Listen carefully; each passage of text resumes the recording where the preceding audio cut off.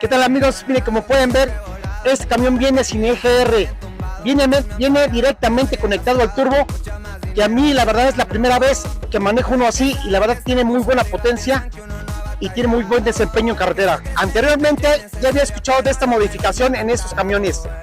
Por un ejemplo, de Tijuana al Estado de México en otros camiones me he gastado 22,000 pesos de diésel, y en esta unidad igual de Tijuana al Estado de México me gasté 16,000 pesos de diésel.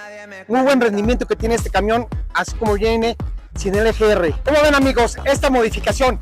¿La recomiendan o no la recomiendan, o ya la han usado ustedes?